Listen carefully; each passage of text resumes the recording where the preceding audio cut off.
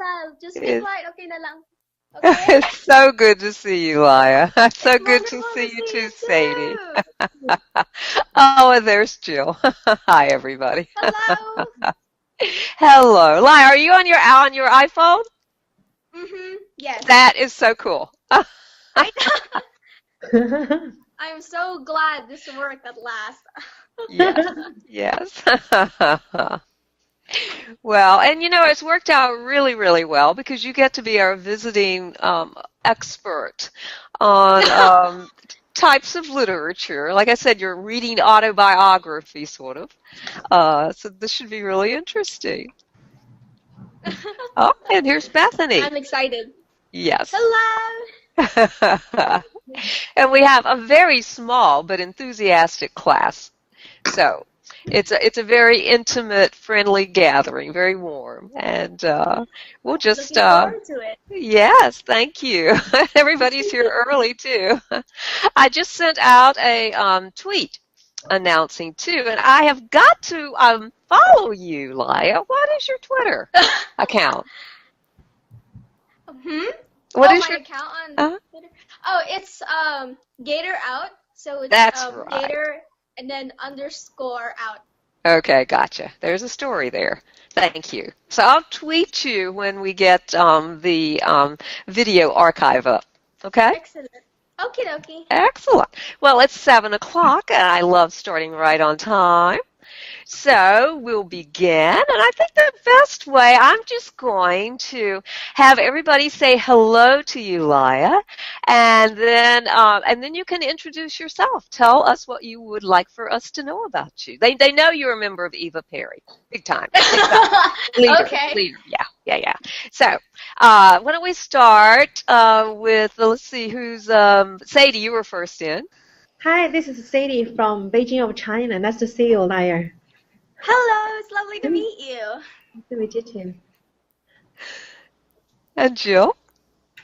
Hi, I'm Jill Zappia. I just live in Cary, and I'm a 6th grade language arts teacher. It's nice to meet you. Thanks for joining us today. Thank you. I feel so honored. It's nice to meet you too. Thank you. And Bethany. Hi, Laya. I'm Bethany, and I'm a grad student, obviously, at State, and I live in Wake Forest. I'm not a teacher yet, but hopefully soon. That's awesome. It's nice to meet you too. Yeah. I nearly fell. And you're not traveling, so you're really in Wake Forest, right, Bethany? I really am. This is the first time I've had class anywhere near my house, so that's good. Yeah. Technology is great. Coming to you on an iPhone from any. Laya. Yeah. Yes. Tell us a little about yourself, what you'd like for us to know, and then tell us about your reading self. All right. Hold 1 second. Lyle, are you okay? Okay. She's fine. My name is Laya. I am a sophomore at Cary High School.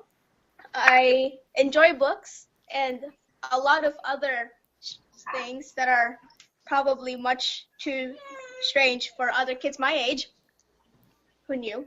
That's actually all there is to it. I'm just a huge bookworm and writing spirit because life. Well, tell us, how did you become a bookworm? At least, and I'll start the question. Everybody else can chime in.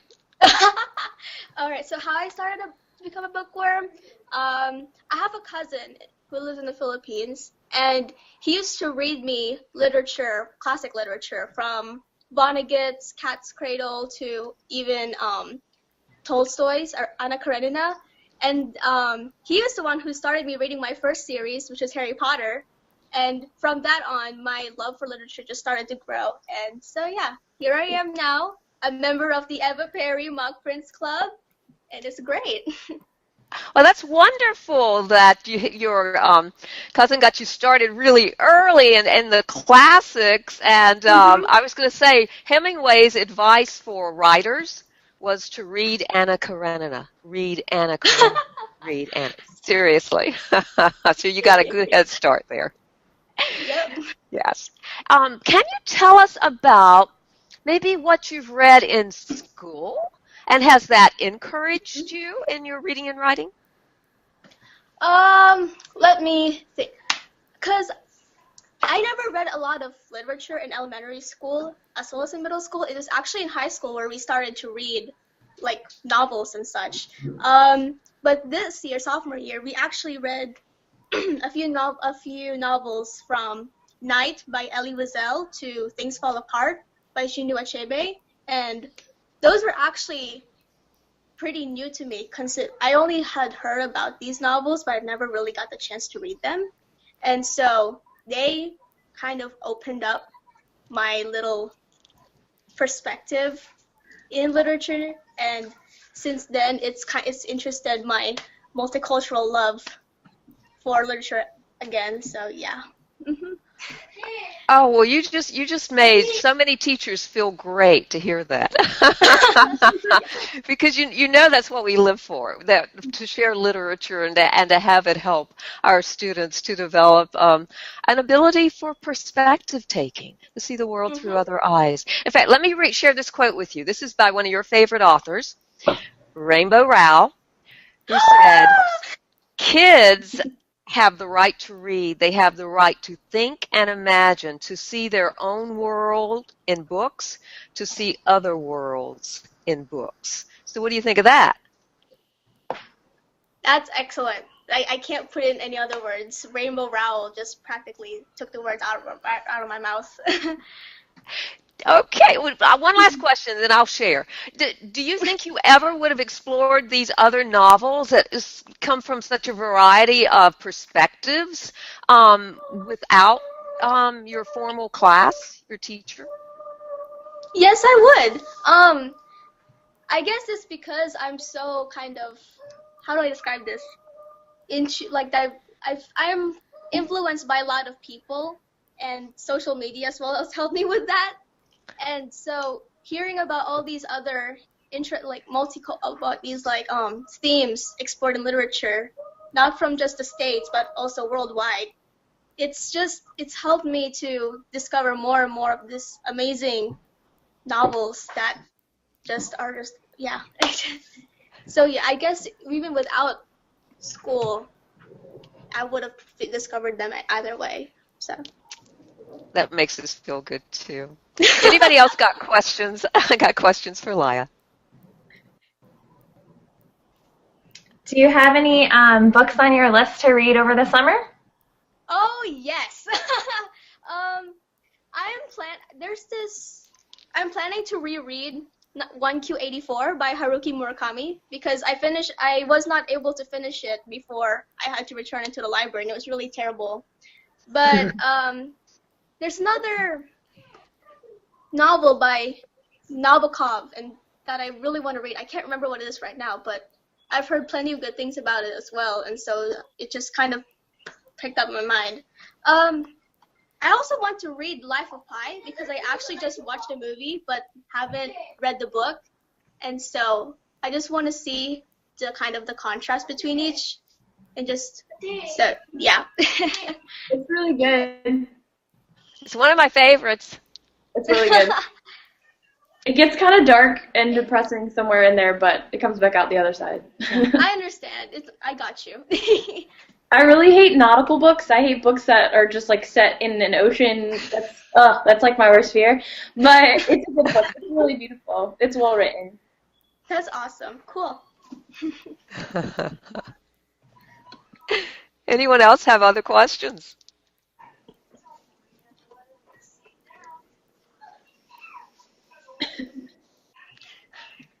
Okay, well, you know me, I always do. We talked with Oliver last week about what literacy means. So not to put you on the spot, but I mean, we as teachers are exploring this concept of literacy. What does literacy mean to you?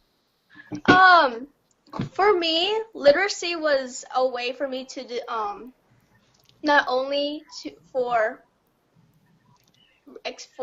finding ideas in novels that you can relate to, as well as characters and so forth. But it was, I guess it was a way to connect to insert yourself into another world, put yourself in someone's shoes, and kind of live out another life. That was literacy for me, and it still is today. And it's also helped me to express myself from explaining to people about like the ideas that I found in novels and putting them down on a piece of paper to inspiring others with my literature and the suggestions I give to people. So yeah, that's what it's done for me. Do you know, I had never considered that a type of literacy is especially in our time, in this global, connected world, Mm-hmm. is being able to take different perspectives, being able to put yourself in someone else's shoes, like you said. I mean, that really is a literacy.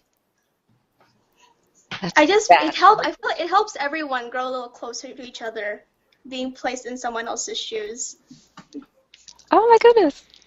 Well, I have to read more of your writing because you are a deep thinker. I got another question. You were talking about the character's shoes, and do you think that you enjoy books with female protagonists more than you do male protagonists, or what's your feeling about that? I actually, well, see, I have no preference for either. As long Okay. as it gets me, as long as the plot is well written and a concept that's pretty cool, I'm alright with it. But I've actually discovered that I preferred having male characters as a protagonist. I'm not really sure why, but it's just like because you hear all of these kind of stereotypes and such about males and how they're not allowed to feel, emotions that we women tend to show, like kind of tenderness and some more, and they have to be aggressive. But with novels that have these male protagonists, you kind of get a glimpse at what they're thinking and feeling, and it's just kind of a really cool perspective for me. And I have more guy friends, and so I'm just used to that too. So yeah. Oh my goodness. It's really very moving to hear you say that. That you can learn so much about guys from, and get beyond the stereotypes there. Mhm. What do you think about guys? Do you think they're as open-minded about their protagonist?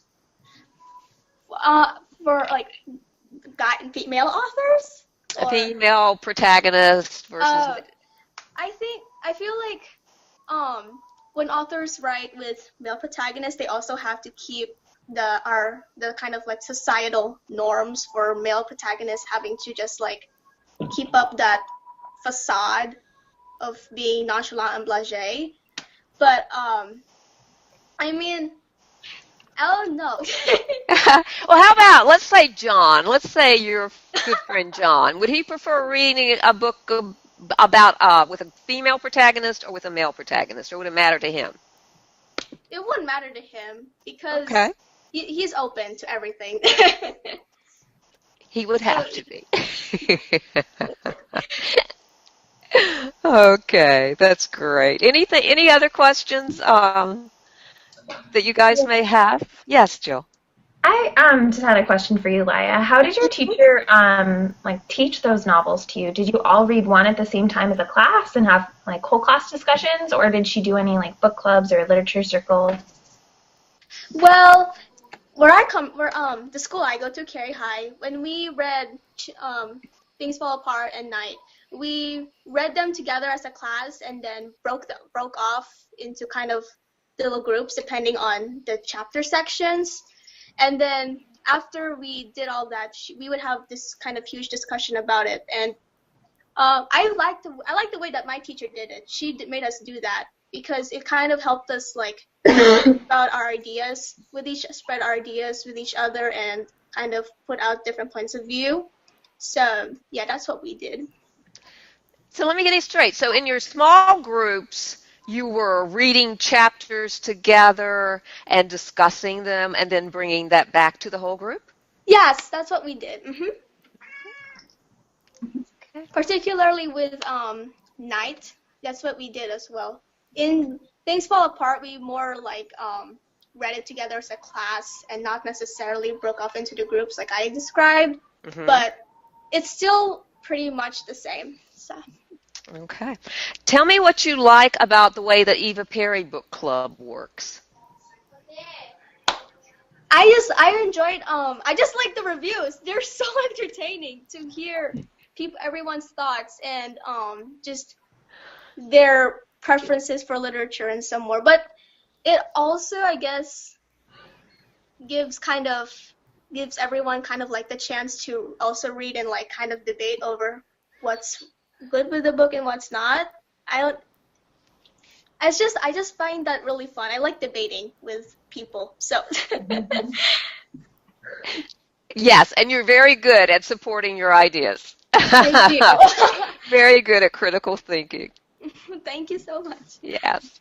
Have you ever been in a book club, like a regular book club where everybody reads the same book? I'm just curious if there's a difference. I actually, the Prince Club is the first time I've ever really been in a book club, and I found that it was really, really refreshing for me because whenever my friends, they read books, but they don't necessarily like kind of analyze them and such, and so it's kind of just like, I want to talk to you about this book, but I can't like analyze it because you don't care. But in the Prince Club, everyone cares. So I mean that was a really nice change. Mm. I'm trying to take a picture right now because this is just so cool. Cool. Any other questions while I'm playing with the camera? So, Liar, do you usually read for your assignment or just read for your personal interest? Well, the thing about it is that whenever I read for personal interest, it just kind of like benefits the assignments, considering that we often have like independent reading projects where we had to read a book that we enjoyed and then we had to make a project on it. So that was always fun for me because I got to spread my love for books and get a good grade on it. So, like, you can select your books you like, right? Oh, yes. Mm-hmm. So, do you have any preferences on the topics of the literature books? No, my English teacher, when she presented us with the SSR projects that we did, we got to choose any book we wanted, whether it was kind of like adult rating or not. And so that gave us a lot of freedom. And You have a certain preferences.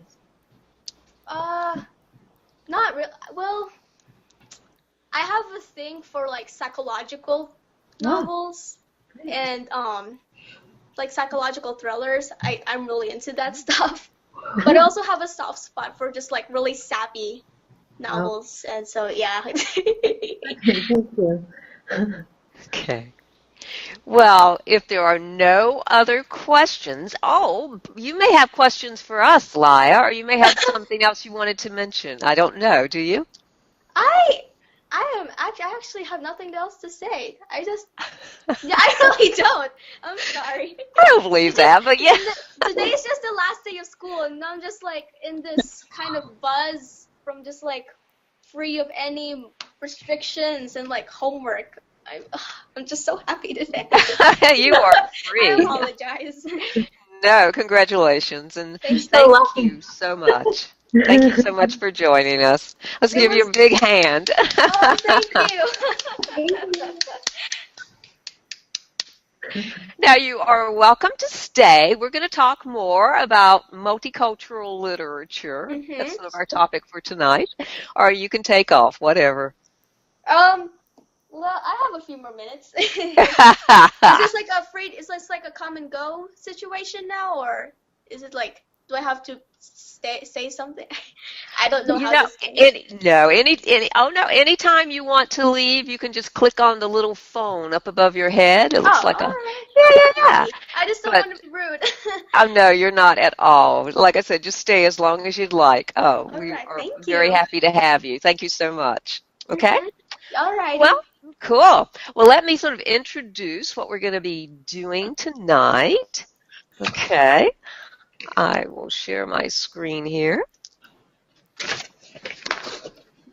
And hopefully everybody can see that We have, if you ever need to get a link, something's hard to read, like right now, I have all the links on our Week 3 Hangout, which is under Archives, okay? We've just completed our interview with our guest expert, Laya, the YA Lit fanatic, okay? And now we're going to start working through our collaborative critical inquiry on the inclusive classroom. The second half will be concluding that collaborative critical inquiry and planning for the next.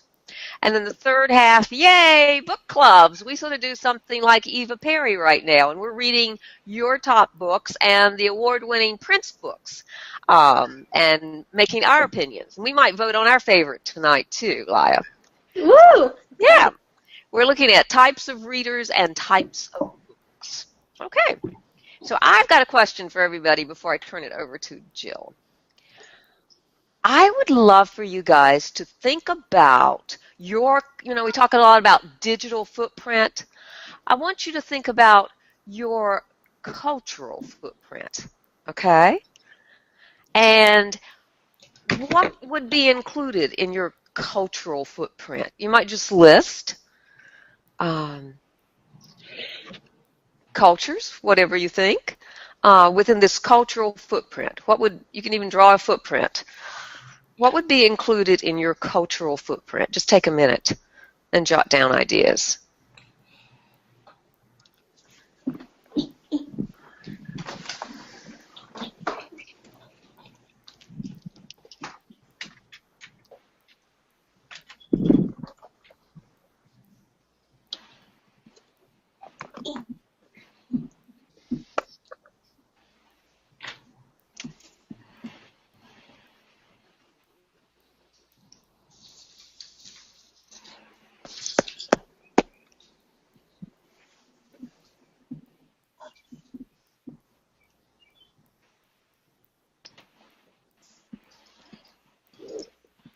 Okay, I bet everybody had a chance to get a few things down.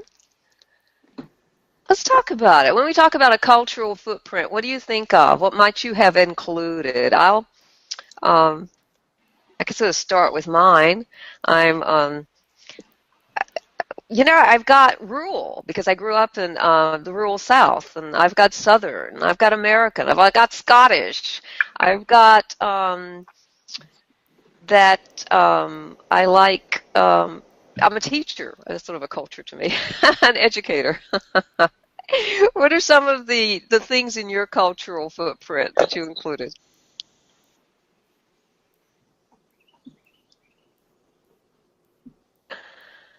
All right, what's the most unusual thing you've got in your cultural footprint? Yeah. Well, let's talk about culture. What does culture mean to you?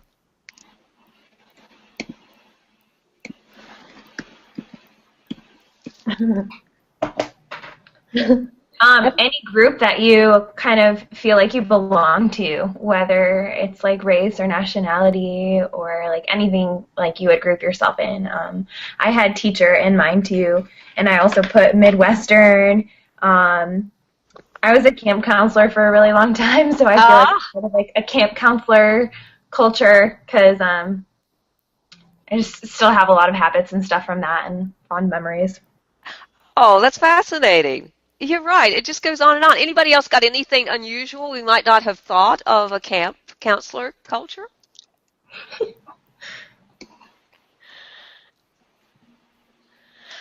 It would be music. It would be art, social habits, language, cuisine.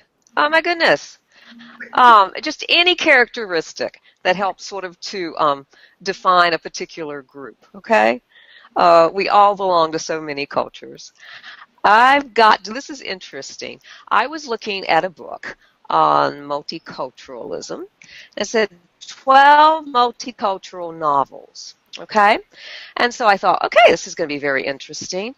And I know this is small, I apologize, but the very first novel was Ellen Foster by Kay Gibbons. Now, I don't know about you guys, but I mentioned I considered myself Southern, especially rural Southern. That sort of threw me for a loop. Somehow I'd never considered this culture I identified with as as a culture to be included in multicultural. Does that seem strange to you? Would you expect to see Ellen Foster with Reservation Blues by Sherman Alexie's and The House on Mango Street by Sandra Caceres? I've never read it, so I don't really know, but I just looked it up on SparkNotes. Do you want me to read the description? I hadn't heard it, actually. You do. Yeah, read it. It says, born Bertha K. Batts in 1960, Kay Gibbons was raised in Rocky Mount, North Carolina. She lived in this very rural area about 50 miles east of Raleigh with her mother and father in a 4-room farmhouse. And so it looks like it's she used her experience in rural Rocky Mount to create the setting of Ellen Foster. She did. It was famous became famous as an Oprah book. One of the very, very first. Yeah, she hit it very big with that. But it's a very poor rural family. The father is abusive to the point that the mother dies early on in the novel. And I guess my point is we, through Jill's good work on finding those articles for our critical collaborative inquiry, began to think about what is the difference between multicultural and inclusive and cultural diversity. You see, I would hate for people all around the world to read Ellen Foster and say that's Southern culture. You see what I mean? You can have 12 multicultural novels, but if you only have one representing Southern culture, then I think people have a tendency to think, aha, that's Black culture, or that's Southern culture, or that's Chinese culture, or that's, or that's camp counselor culture. And so the key point is to be culturally diverse and to have a wide range of perspectives on culture, even within something you might think of as small as Southern culture, which it isn't. Oh my goodness, a multitude of cultures, diversity within that one. It can't be called one culture. So that's my point. Now, Jill made a mention on this critical inquiry about multicultural seems to refer to culture as in race, ethnicity, nationality. When we're talking about an inclusive classroom, that stretches to any sort of group or belief that a person might identify with or belong to, be it age, race, sexual orientation, religion, nationality, and so forth and so on. So it's really opening up our perspectives on creating the inclusive classroom where we're looking at both personal and cultural and the divergency, the diversity of cultures. Okay, so I think we're ready, Jill, for you to sort of lead us through our collaborative critical inquiry. How can I help? I think I got it. Okay. Select screen share. Let me cut this one off. Yeah, okay. We're cool. All right. Do you guys see the collaborative critical inquiry PowerPoint? We do. Awesome. Okay, so our collaborative critical inquiry, I don't know why that's so hard for me to say, unit this time, as Chris said, is about inclusive literature in the classroom. The pre that we did, let me make sure I can pull it up, involved reading articles and posting to Padlet. I'm glad that seemed to work well. So during our discussion today, or during class today, we're going to go to the Padlet board and discuss our compelling and guiding questions. We will, I think, talk a lot about banned books. That was a really common one that people posted about, and there's a lot of resources. So I figured when we talk about banned books, we could use this Google document to answer some questions about how novels should be used in the classroom and how much kind of regulation a school district should have over the books that a teacher chooses to use or even students choose to use. And then after that, when we have our discussion about what an inclusive classroom is and how we can create inclusive classrooms, we can use this document to kind of create a do's and don'ts of an inclusive classroom environment. Does that sound okay to everybody? Sounds good. All right, so I'm going to click on the Padlet board, and you guys should be able to see it. There we go. If it's hard to see, you can always open it up in another window. There's a link to it on the Google Drive that everybody collaborated on earlier. But I kind of figured I would go through and read the questions and then open it up, and people can pick which questions they want to talk about, and we can go in any order just depending on what we're most interested in. So our compelling question is right here in the middle, and it says, what does an inclusive classroom look like? Then our scaffolding questions involve, what is multicultural literature and why is it important? We have, why is it important to teach inclusive literature? Why are books banned? Should they be? What's the balance between censorship and caution? And then I think we have 2 more questions at the bottom. Definitely one downside of Padlet, it's kind of hard to organize. So, okay. What are the standards of selecting books for young adults? Are the topics or connections with the Common Core taken into consideration? Question 4, how do schools and teachers deal with any negative influences on young adults? A lot of times topics might include racial discrimination or sexual abuse or drugs. And thanks to Sadie for submitting that question in the previous question too. And then, should teachers shy away from controversy or address it head on? How do we justify our choices in literature when they are questioned by students, parents, and colleagues? And I think those are all of our questions. So we have a lot to talk about today. Anybody want to get us started? Were you just wanting us to kind of start a discussion on one of the questions? Yeah, so Bethany, like, which one interests you the most, or which one do you want to talk about first? Yikes. Picking one. I think I am probably most interested in the practical side, but I don't know if we should start there.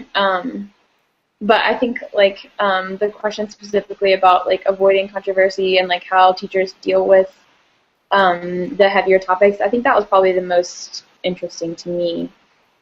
And I've just posted on there, you can see it. I thought the Epic Reads video, the part that I watched, was kind of simple but important, how they talked about if you just have conversations about these things, obviously parents to kids, but also teachers to students, and even teachers to parents, that it might avoid some of that shock factor that happens when parents see a word in a book that their kid's supposed to be reading and they're freaking out about it. So I don't know, I thought that was something that's really easy to do that might avoid some of the fighting, whatever happening with that. But yeah, I think communication is really, really important, for sure. Sure. Well, I was going to mention that one of the smartest things I've seen done is to actually create, what would you call it? It's front loading for parents, okay, and students, that you would include on your class website a list of the books that you intend to teach whole class, or perhaps in book clubs, but you would include the books and you would include a rationale for the book. And it would include, and I'll put some copies on the website for you, but it would include both a brief summary of the book, any awards it had won, any flags in terms of things that you want, parents to know about ahead of time. Like I said, if there's explicit language or material. But in explaining this, though, in describing this, you're explaining why the book qualifies, in your opinion, as one that your students need to read. So it's, as you said, Bethany, it's really preparing parents to come along with you so there are no surprises. Right. That's a great idea. Sorry, I was just adding that to the Padlet board. Mm-hmm. And I've actually known a middle grade teacher who had his students help him read books and write rationales for them. That's cool. I definitely grew up in a family that was super sheltered, and I didn't really read classic stuff till college. But even then, my professors were very clear about like the importance of reading these novels that had, language that maybe you wouldn't say, but there was important themes, or it was influential, or whatever. And I feel like that made me more invested in the book as a student as well. I could see past anything that I wasn't particularly fond of, and enjoy like the plot or the character or whatever. So I feel like for parents, but also for students too, like talking about, hey, like why should we read these things? Does it even matter? That kind of stuff.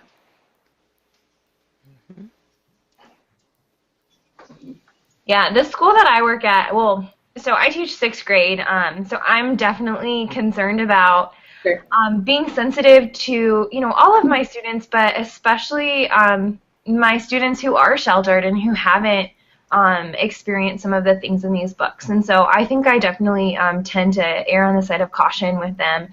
And, in my response, I said, a lot of times we don't deal with a controversy just because I mean, personally, I think part of it is I feel like I don't have job security, and I feel like I can, work my hardest to, justify my choices in novels and the discussion that I have with the kids, and as, supportive as my administration is, I could be gone, in a year. They could just choose to not rehire me, and so I feel like that, especially in our state, doesn't really help teachers, be able to kind of stand behind I feel like we have to be more careful because of that.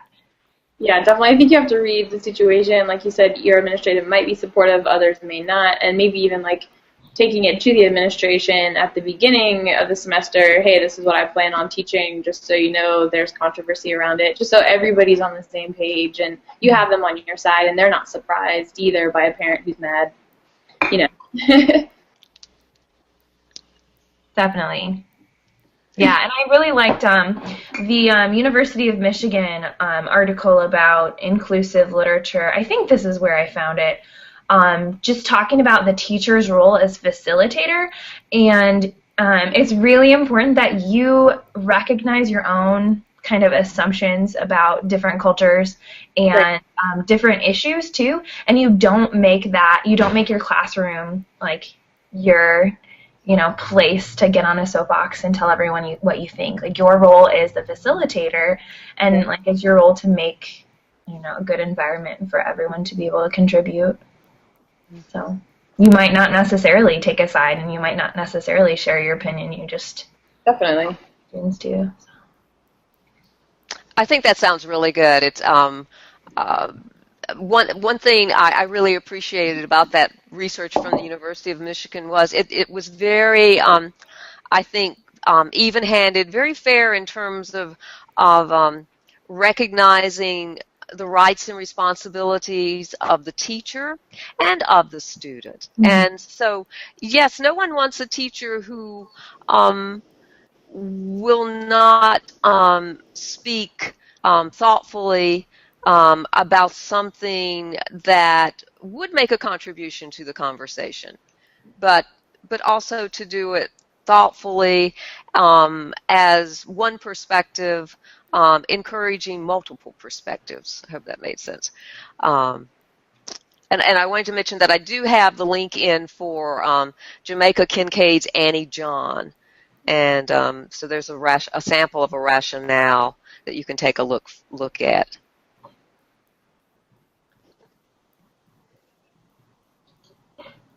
Okay.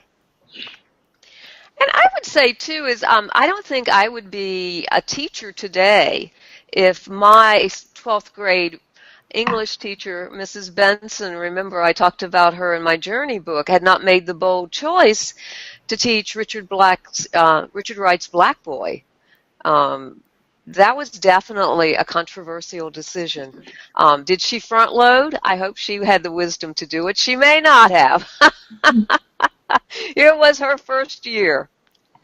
But I will be eternally grateful that she did make some bold choices. Awesome. And please, and also, you make bold choices when you want to follow through with the critical thinking cycle and actually do something at the end.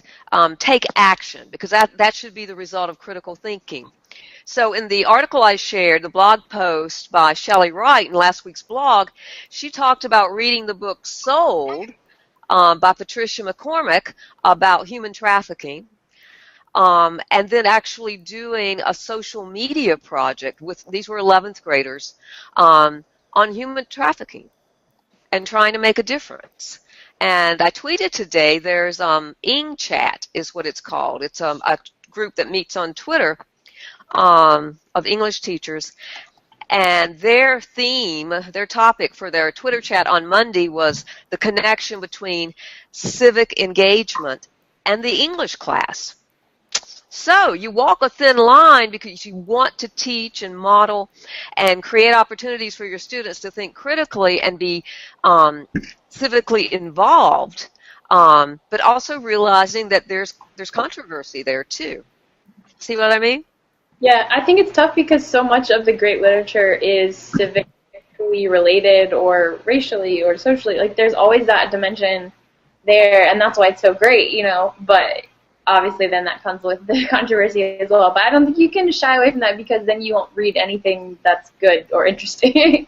So I think it's a great launching point. I think it's necessarily connected. Like, literature reflects culture, and so at different times in our history, like, we see more negativity or racism or, you know, whatever. But I think that's a great time to have those hard conversations with our students and talk about, okay, why is this here? Why is this like this? Can't just gloss over it, you know, even if it's controversial. Definitely. I think this is maybe a good stepping off point to talk about banned books and maybe kind of get into Eleanor and Park a little bit. Is that okay with everybody? Mm-hmm. Okay. Cool. So we have a lot of different things posted here for Eleanor and Park.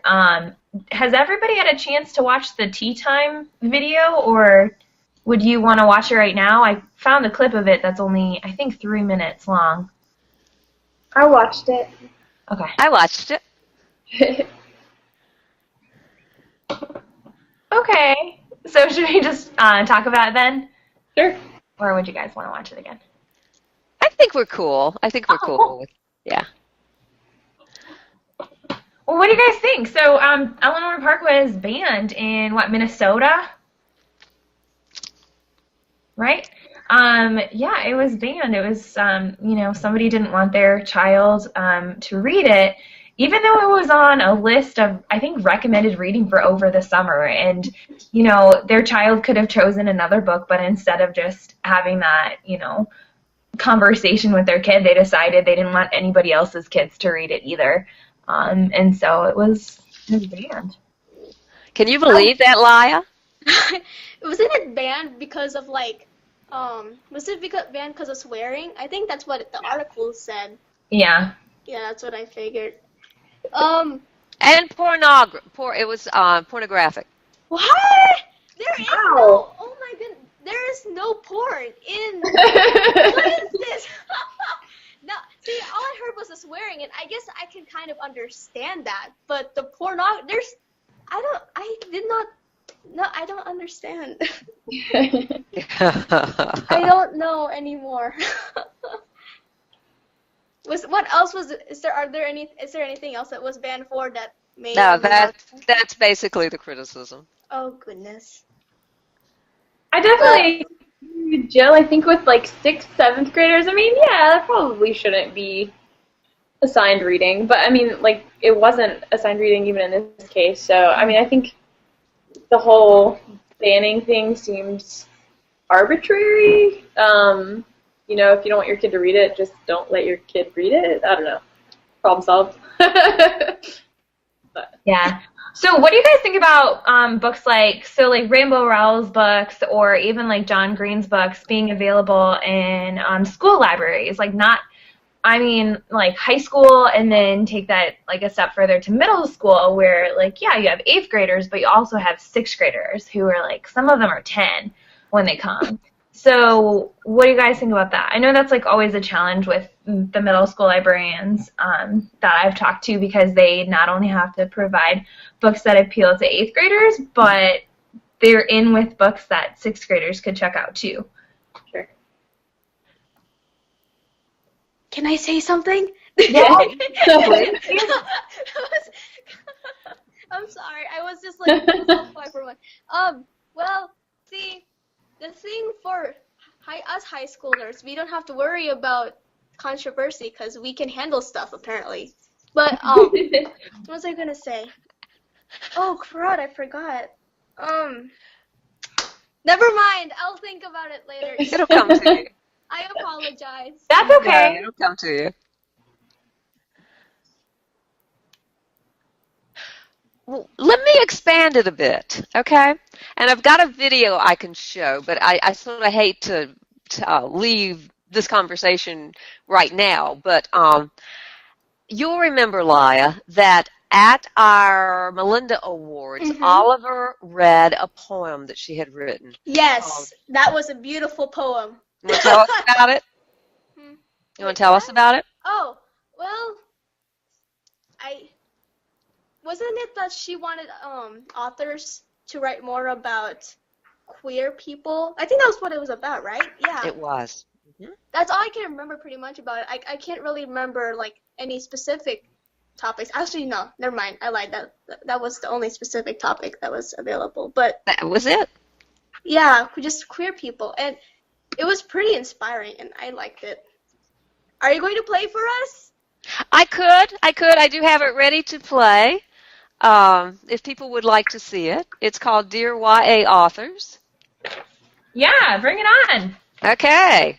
And I'll share my thought. I remembered it. Yes, you did. It was very moving when she read that.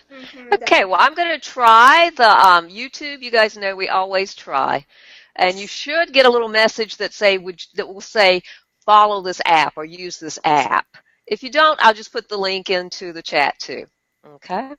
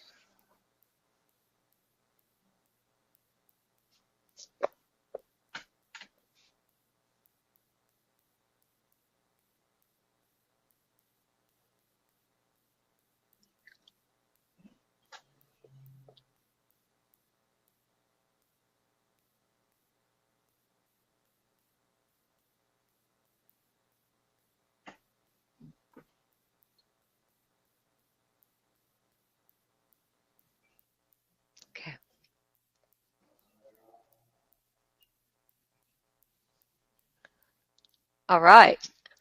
So I hope you can hear me again, and I hope that worked for everybody in one of those ways. It was a very powerful poem.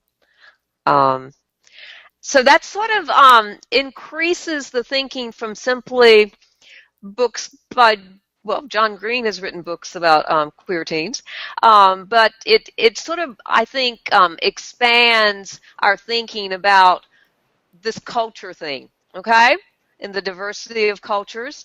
And as Oliver said, you know, a book like that in the hands of a teen who needs to read about other queer teens and that it's going to be okay can make a huge difference.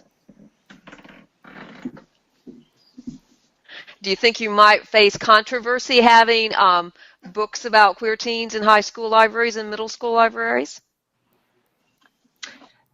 Definitely, but I think that as long as you're, offering the students choice, I don't think that offering it as a choice is ever something that you can't justify and is ever something that people would be able to take away. And I think it's just so important to have books that represent all types of experiences in life, and books that do have like gay teens as protagonists it's so important, so the kids who are reading them do have someone to relate to, and especially my middle schoolers, some of the kids at my school who might really, really be struggling with that and might feel alone. I feel like it's so important to have those books that they can read and maybe kind of like finally feel understood. And I think it's important to have just like for teachers to have those available or to be willing to talk about them, so that kids know that like your classroom is a safe environment and you're a safe person to talk to about things. Inclusive. Yeah.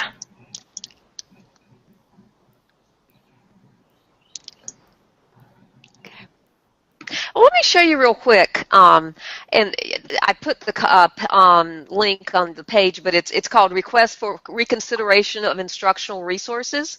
So we talked about front loading, and boy, is that a long URL. But it's on your wall wish or your Padlet too.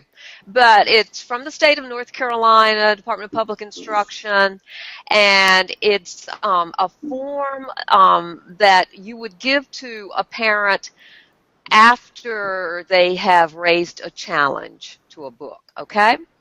And I don't know if you can, hopefully you can open that in one of the places, either the link there, or, okay?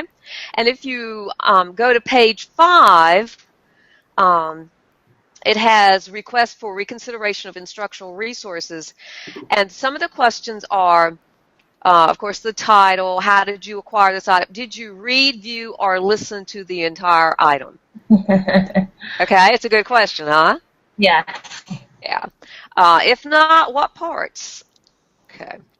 Another good question, to what in this item do you object to?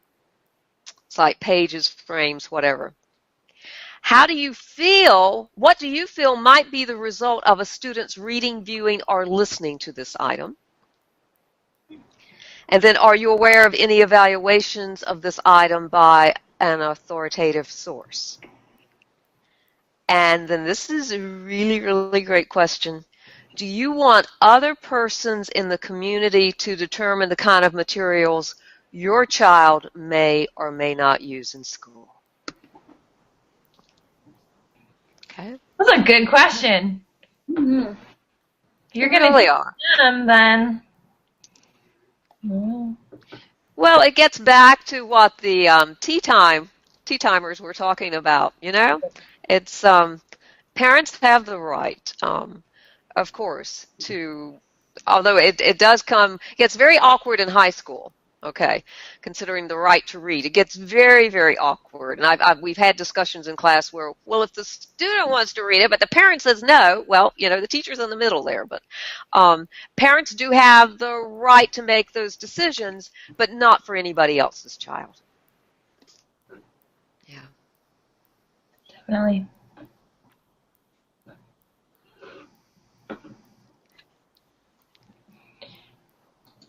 At this time, did you guys have any interest in going back and filling out one of our responsives, since we kind of already talked about inclusive literature and the practice of banning books? I can pull up that Google document and we can fill it out together. Sounds good. Okay. I kind of like the idea of doing this because I thought it could be something that we could, one second, that we, could all use in our classrooms, and we could even, share it with other teachers or other people who are going to become teachers. And there we go. Sorry. I like that. That's a product of our critical thinking. Okay. Do you guys see it? Yes. Okay. Now, I don't know how this works, but if you click on it in the actual Google screen, can you type on it there, or do you have to open it up as a link? I think you can type on it there. Okay. If not, I will add it as a link to chat. So the document. Oops. I just saw Bethany try. Are you on the link, or are you on? I'm on the Google Doc. Okay. Yeah. All We right. need to be on the Google Doc. I can't paste the link for some reason. I did email. I shared Yeah, it. I got it. I'll get it. Okay. Yeah. Oh, there we go. I Okay. got it. Okay. That should work. Laya, are you interested in contributing? I can share it with you as well. Oh, I'm on a phone. Oh, yeah, you're not And gonna. Never mind. it'll take too. I'm sorry. Well, I'll just You could just tell us. contribute. Yeah. The lovely iPhone screen. Don't do that. worry. I got you. That's totally fine. Okay, so I see that Bethany and Chris are on. I don't think you share with me. Can you click on? Have you tried clicking on the link? Did it take you to it? Okay, let's see. The one in the chat. Request access. Is this your email? It's your NC SU email is the one that can edit. I think you share with me. I needed to request the access. Okay. If you so in the chat box right here, if you just will type your email, then I can share it with you. Sure. Awesome. Okay. Bethany, if you want to add in any ideas, or Chris, if you want to add in any ideas, Sure. you know, already, that'd be awesome.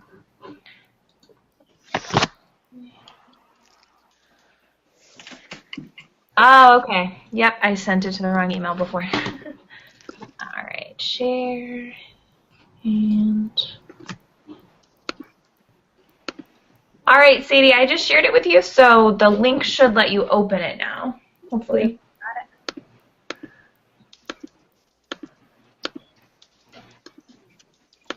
Yeah, I'm here.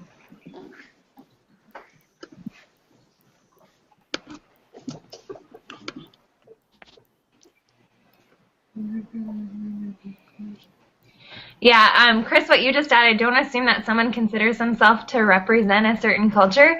I still remember in one of my high school classes, the teacher talking about slavery, and then he turns to the only African American student in the classroom and asked her what she thought. And it was really obvious that he was asking for her cultural perspective. Oh my goodness. That's him. And he definitely backpedaled, and he kind of realized, and he kind of like tried to step over it, and he's saying, "I'm asking you for your personal opinion. I know that you don't like represent all." Oh gosh. Yeah. So that has definitely stuck with me as like what not to do in a classroom. Mm-hmm. What's something to know?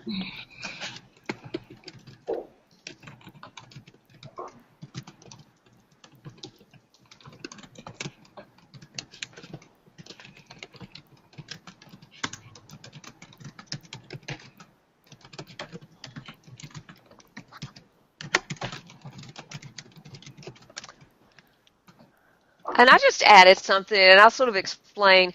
I don't think that we can simply give students books that share a diverse culture and expect them to take that perspective to relate. I think that part of the inclusive classroom is using good pedagogy, Mhm. and using reader response would be a way to do that. With reader response, remember, it's a way to use a prompt or a question to help them begin to relate to that world, that perspective in the book that they'll begin to read. So rather than just going to it cold, help them make a personal connection. Definitely. I think that's part of what, Laya was talking about before when she said that she, like reading some of those books this year helped her really kind of put herself in other people's shoes and like gain empathy for those people and what they went through. And part of that was probably the way that her teacher kind of like framed her class in the discussions that she led. And I'll give you an example. If I were going to teach Maggot Moon, and this may sound corny. Did you read Maggot Moon, Laya? Yes. Oh, this is great. I'm so glad you're here.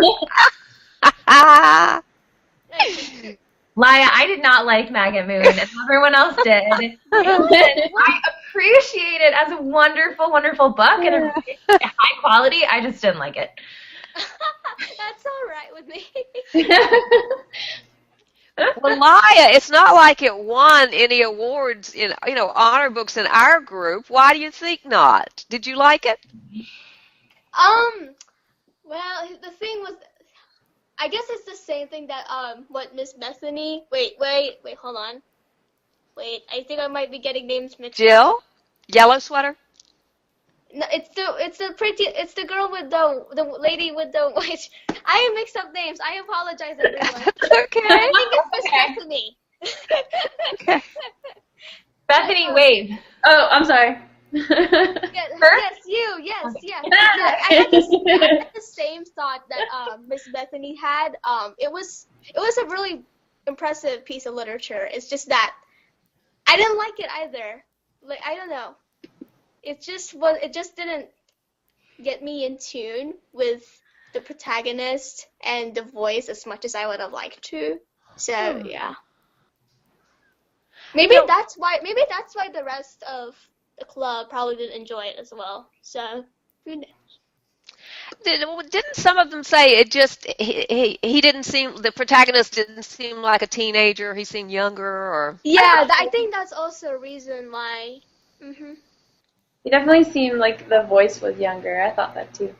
Mhm. And that's like the kiss of death for these prints. Yeah. Yeah. But if I were going to introduce this book, tell me, like, doesn't it seem like a book, though, that a teacher would want to teach?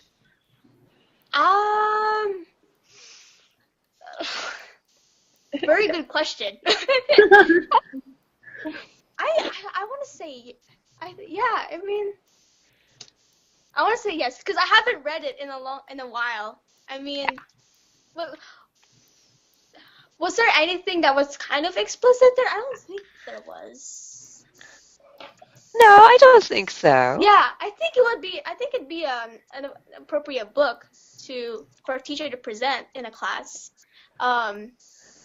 It's just that just like what I said, they made the students may not enjoy it personally because of like the lack of teen voice. So that's just kind of the downside. Okay.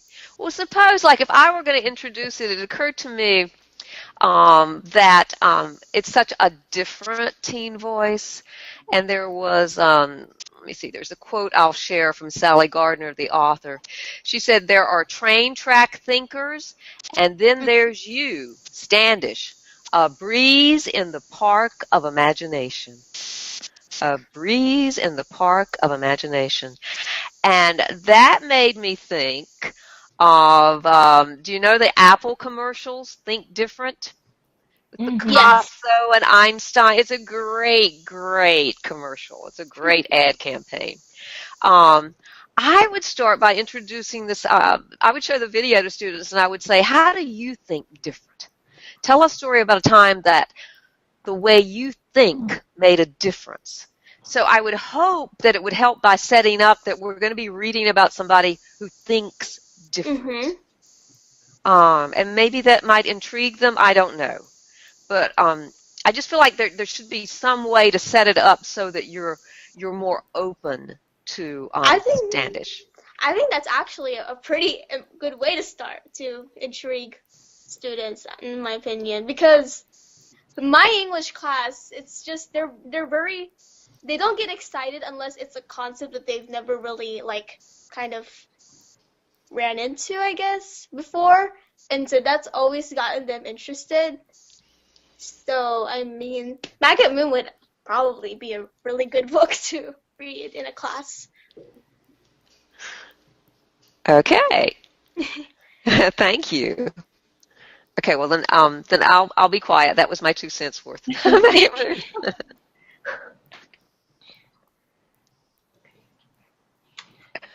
Well, I'm just kind of looking at the time, and it's 8:05. So if people want to add to this later, or if they want to kind of table it, are we ready to talk about or to do book club? I think Laia is. I'm just so excited. See, I'm a bookworm at heart, my friend. You're in good company. I think that's a great segue. Now, does anybody need to stand up, grab some water, whatever? I'm gonna grab some water, but you don't have to stop on my account.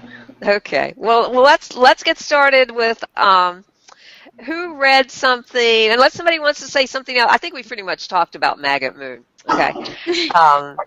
Who has another book they'd like to share, or one that we've already talked about that somebody else read?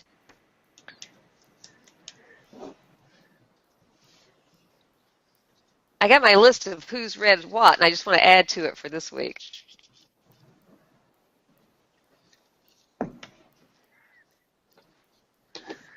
What was another book that somebody read? We've pretty much done Eleanor and Park, though we could, of course, always return to somebody else's. Although I think everybody's read that one, actually. And then Maggot Moon. Talked a little about Paradox of Vertical Flight. I know Laia loved that one. Yes. That's what I'm reading right now. I am like, yeah.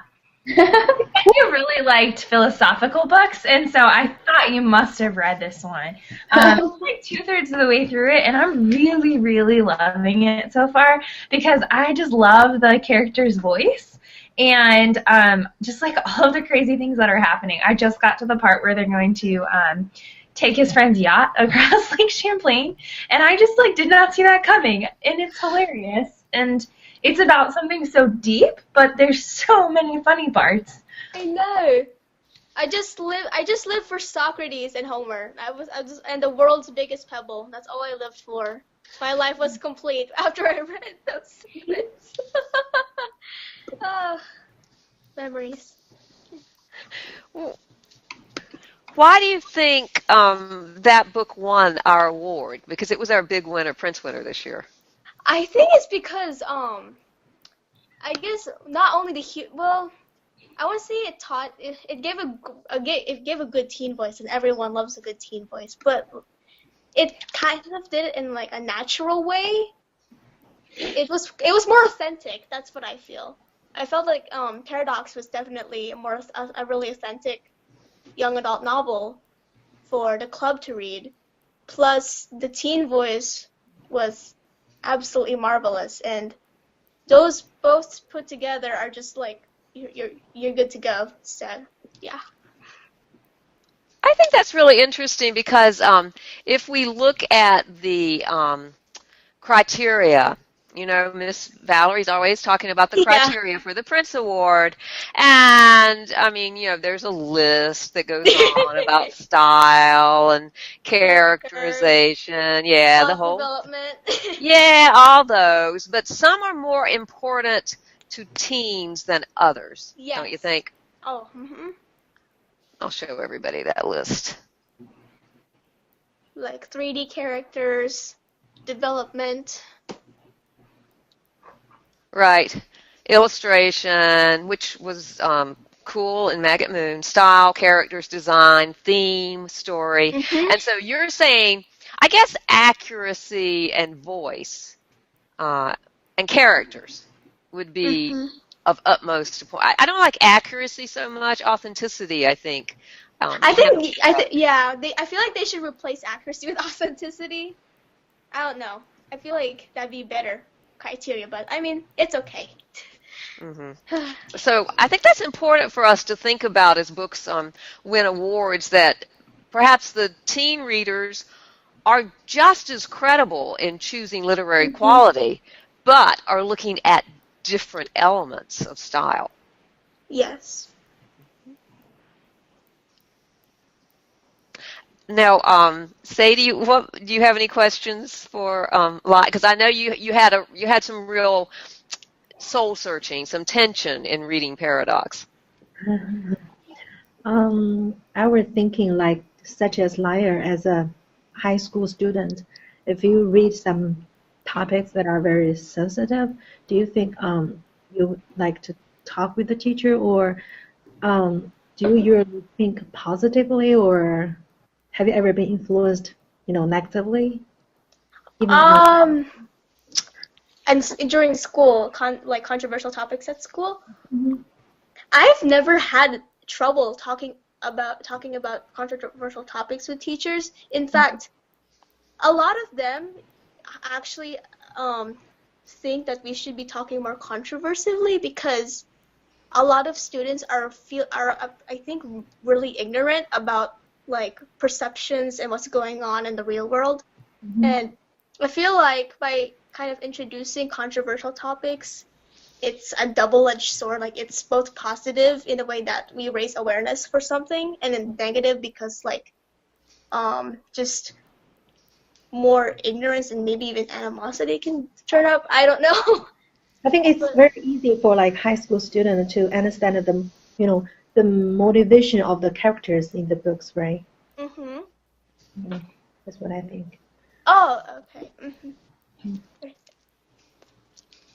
I think it's really important to get them talking too, because I think so many adults shy away from controversial issues and don't want to talk about them. And if you can't take a stand in a high school classroom where there's a teacher as like working as a facilitator in creating a safe environment, then you're going to have a really hard time doing it as an adult. And so I think it's really important that teachers foster that and practice that.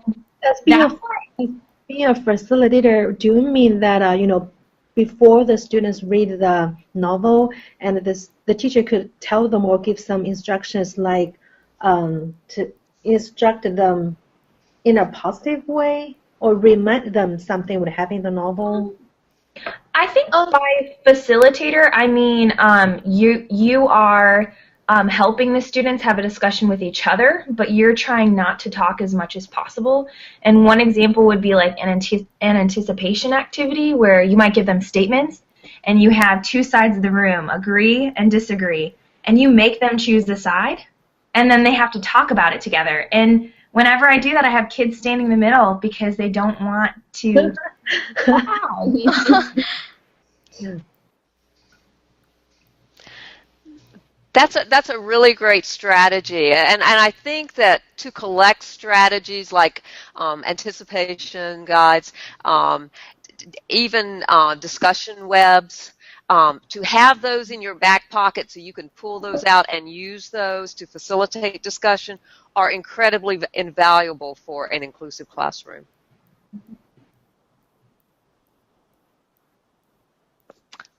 I'm going to start a collection of those. That's a good idea. Can you share that with us after? Yes. Cool. What are you reading this week, Bethany? I finished reading Navigating Early a couple days ago, and I really, really liked it. I thought it was really good. I love We it. audiobooked it on the way down to Florida. It was the perfect audiobook. But I was actually just looking at what I'm going to read for the graphic novel. I haven't started that one yet. Have you guys started? No. Did the Eva Perry have any Box- favorites? Boxers and Saints? Okay. And that's 2 books? Well, I think we considered it as one book. Did we consider Boxers and Saints as one book, Miss Chris? I think we did. I think we did. And we can't be sure if the official Prince Committee did or didn't. If they didn't consider it one book, then they wouldn't have counted it. True. And it wouldn't have been up for an award. But we considered it one, and it was one of our honor books. Yep. Is that the graphic novel that we're talking about? Mm-hmm. Okay, Yeah. cool. Yeah. And that's by Jean Yun Yang, who won for the very first Prince Award for a graphic novel for American-born Chinese. So since Boxers and Saints was the only graphic novel on the list, is that what we're reading for next week? Or do we No, you have options, okay? So, and this is great because Laya's here, talking a little more about the book club model that I've learned, Miss Valerie taught me in the Eva Perry Club, and the teens I've been interviewing teens like 5-6 years down the road after they've graduated and left the club, and most of them talk about how much they enjoyed that model where everybody got to choose what they wanted to read. So it's sort of an awards model. You could choose any theme. It wouldn't have to be the best books of 2013 or 2014, okay? It could be the best, I don't know, romance books. Nah, you wouldn't like that, Laya. But it could be the best graphic novels. It could be the best world Holocaust books. Oh, that'd be hard. But you could choose any topic that sort of gives you a boundary around a set of books, and then people can choose different books, and then you guys see the process now. You choose your book, you come in, you talk about it glowingly, or you diss it. We love those too, and especially in Eva Perry, there's nothing like, book shaming. Yes. And then people eventually, because you get really good at selling your book and lobbying for it, people eventually read your books, and those books will rise to the top that people read. And I know it seems like, especially because our class seems so short, and maybe we don't get to talk as deeply about them as we'd like, although we do pretty well. But I mean, Laya, when we have lockups and we talk about the top 10 books so far, and especially when we vote, I mean, we talk very deeply about the books, don't you? Oh, yes. It goes on for hours. And people are so, oh my goodness, just give the most moving speeches for the books that they love. So that's one approach. And then we love to do the awards program like the Oscars, where you actually, give the awards for best male character in a starring role, or best writing, best character development. So I really love that model, and that could work well, I think, in a school, perhaps in a class. And then you have the typical model where you have book clubs, but you could have a book club that, again, reads books on the same theme or topic, or you could have a book club that would read the same book. So I think I want to sort of like expand our concept of what a book club might be. Does that make sense? So for this sequential art book, you can have a choice. You could do a book club in which everybody chooses a graphic novel. I don't know if you want it to be like a superhero, or you want it to be a manga. I'm sure we might get some recommendations from our Bleach fan fiction writer here. And so we could sort of, focus in on graphic novels, or everybody could choose one. But what are your feelings? I'm down with it. Oh, she's going to join your club. Yeah, you should. Is it for next Thursday or the Thursday after that? It's actually the next. We only have 2 more. Oh, wow. next Thursday. Am I free? Because I'll be at the Philippines, and it's like 12-hour difference. Oh my goodness. I need to join this. Maybe an early morning.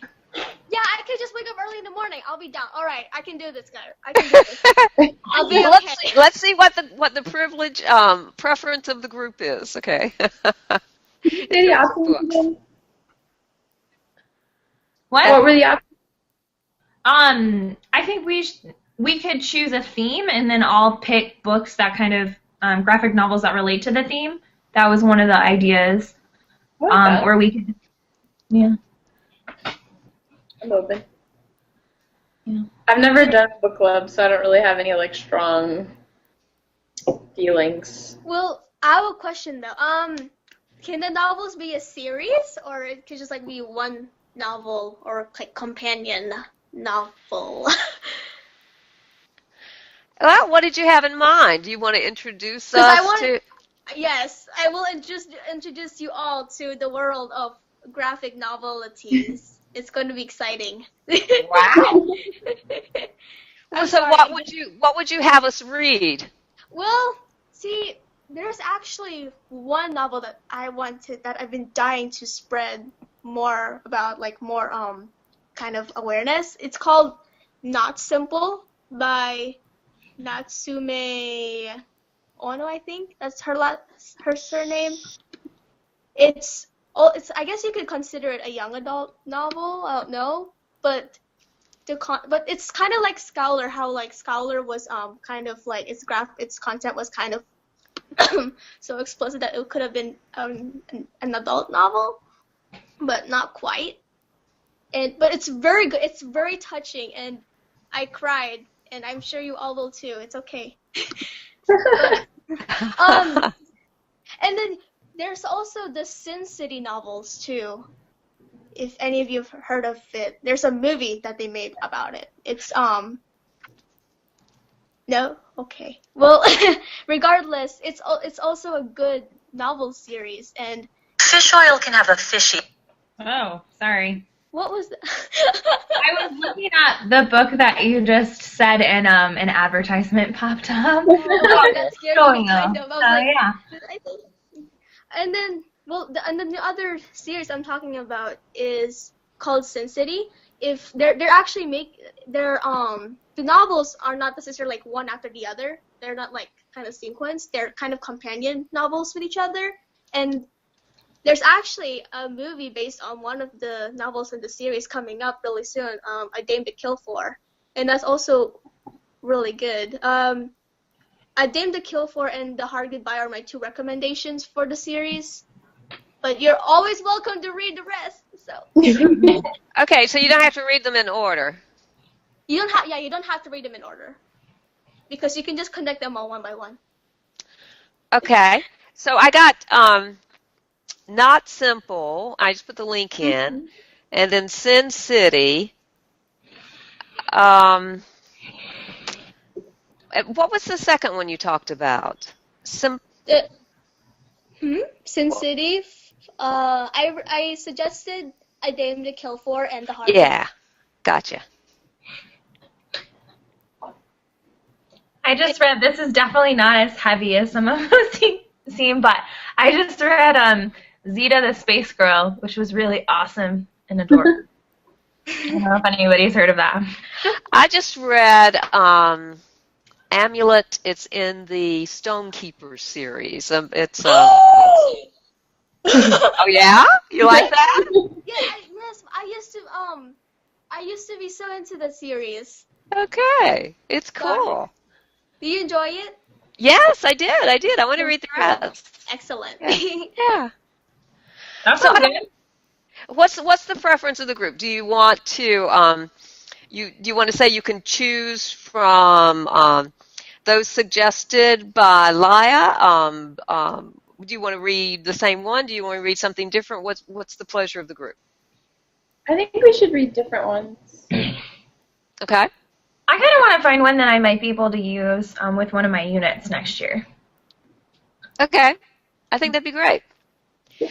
I only got one comic book named Be Confident in Who You Are. Okay, that's right. That's right. Okay, you could share that one then. Okay, sure. Okay. I'll probably read one that Laya recommended. Yay! You know what? You can read I it. will read. I'll reread all three of those novels, and then I'll share my thoughts. I'm already Okay. looking forward to it. You can be our book club facilitator. I love that. Okay, well, let's talk about next week and what's going to happen with our collaborative critical inquiry. Okay, I think Bethany's up. Yes, ma'am. Okay.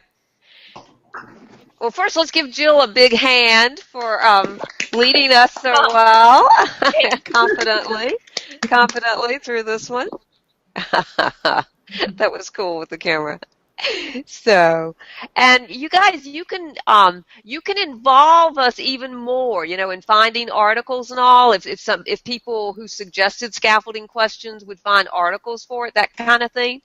So, make us work. Is there a specific, is there a question that's already determined? I know I'm kind of tackling the technology thing, but am I supposed to determine the actual inquiry question? Why don't you get some feedback, input now about technology? Okay, yeah, is there anything in particular you guys were thinking in that field or thoughts, feelings? What interests me right now is the availability of technology. Okay. Bring your own device policies that schools are using, or like, I don't know, what are the pros and cons of that system? And then also, how can we get more devices for our classrooms beyond just using money that's allocated to schools? Like, what grants can we write? I don't know. How can we make technology more available to our students? Okay. I think that's good, and I think that one we could actually follow up on and do something that would be of value. Yeah. That would be awesome. Yeah. I really want to get Google Chromebooks for my class next year, but right now Wake County isn't allowing schools to purchase Chromebooks because there isn't enough research about them right now. So it's kind of a snag. Interesting. Too bad. I took a class from Dr. Hervey last semester that was just on mobile learning, and it was all about the BYOD kind of movement stuff. So I have a lot of really good articles on that, so it's definitely something we can talk about. Do we want to extend the idea of what is literacy, talking about new literacies and technology at all, or is that too much overlap from the week before? No, I think it'll build on what we've done before. Cool. Yeah. Okay, have you guys heard about the cell phone novel? Oh, yeah. Okay, curious. Okay. Yeah, I want to say, I don't have the title real quick, but Lauren Miracle, who is from Brevard, North Carolina, actually wrote one. I'll share that next time. But it's very big in Japan. Of course it is. All right, anything else in that? Any other questions or categories we want to talk about? I think that's good. Well, if anybody thinks of another scaffolding question, they can build it. Definitely. Yeah, I can follow that format that we did this week. I like that, being able to add our own scaffolding questions. So I'll just follow that kind of format, if that's okay. That sounds good. We got a good model. Cool. Yeah. Yay. Okay, and if you go back, I'll just wind things up now. If you go back to our archive for this week, I will put up the video as soon as it's ready. And some of the references we talked about, resources we mentioned. And also, schedule at a glance. Let me show you this real quick. Got this down. I will share.